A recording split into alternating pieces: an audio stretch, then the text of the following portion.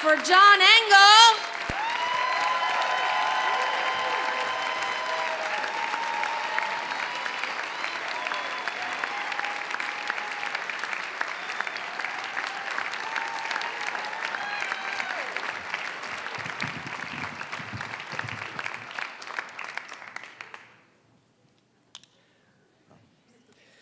When worlds collide, sometimes they're smashed to bits.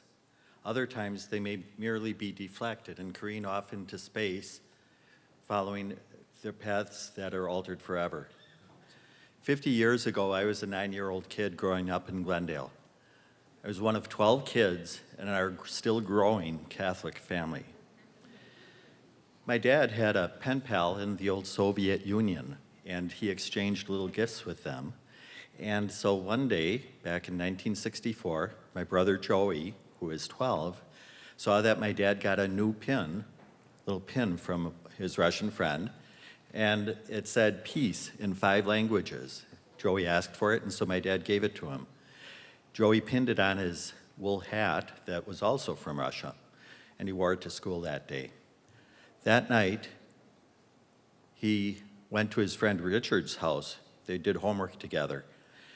And they finished up about 9 o'clock. This was October, so it was dark. They were heading back. They never made it. About halfway home, they heard the roar of an engine. They heard squealing brakes. They turned around and saw a white Chevy barreling down on them. It hit them and threw them over 100 feet. These 2 boys lay in the street unconscious, next to Richard's twisted bike and that wool cap with the peace pin. There was a witness to the accident, another teenage boy. He came running over. Now, this was the days before paramedics. This was before CPR. This teenage boy was the first on the scene. And he reached over and he felt Richard's pulse. It was very weak, and then it stopped. So this 17-year-old boy gently reached over and closed Richard's eyes for him. A neighbor came to my parents' front door to tell them of the accident, and one of my brothers came into the den where I was and told me that Joey had been hit by a car. I didn't think it was gonna be something serious.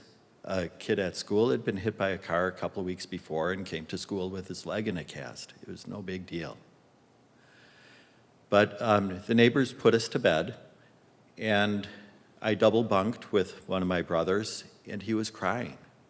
And I asked him why he was crying. And he said he'd overheard one of those neighbors say that Richard was dead. And I thought, how could Richard be dead? He was just a kid. Could Joey be hurt so bad that he wouldn't be coming home to his own bed that night? The next morning, we got up. And it was decided that the older kids would stay home from school, but for me and my 6 and 7-year-old brother and sister, that we should still go to school. And so we walked to school on our regular route, which took us past the scene of the accident. And we stopped and stared at the chalk outlines of Joey and Richard in the street and a drying pool of blood.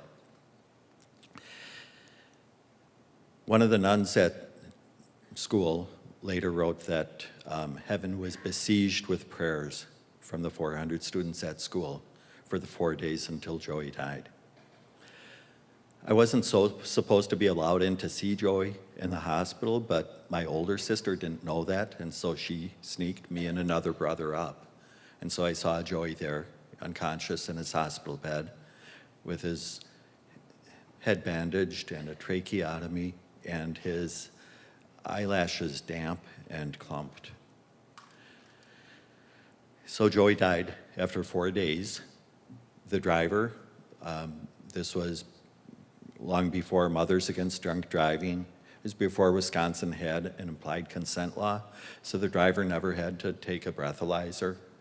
And so he ended up being charged with imprudent driving. That was the toughest charge they had. And he was convicted. He got the maximum sentence and served 6 months in the county jail. When he got out, his marriage broke up, He ended up leaving his job. He left town. And the years went by. The years dragged by for my parents and for our family. Eventually, my dad got dementia, and the merciful thing with that was that he no longer could remember the tragedy. Richard's parents died, and then about 10 years ago, my mom died. And there I felt the tragedy was eased somewhat. The chief mourners were gone. The other siblings, we still have we'll always have heavy hearts for Joey and Richard, but the chief mourners are gone. But there's another parent, the driver. The driver had his own son, who is almost the same age as Joey. And so I wondered what became of him. I have no idea what he made of his life after he left Milwaukee. I found he died in Arizona, 1999. But I don't know what he made of his life. I hope he had remorse.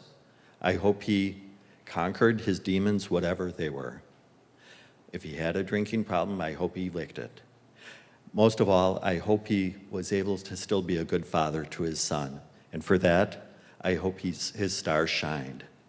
And so I did find an online memorial for him. There's this Find a Grave website, and you're allowed to leave messages and virtual flowers. And so I placed a icon of a bright shining star with a message from Joey's peace pin, the word peace, as the message. Thank you.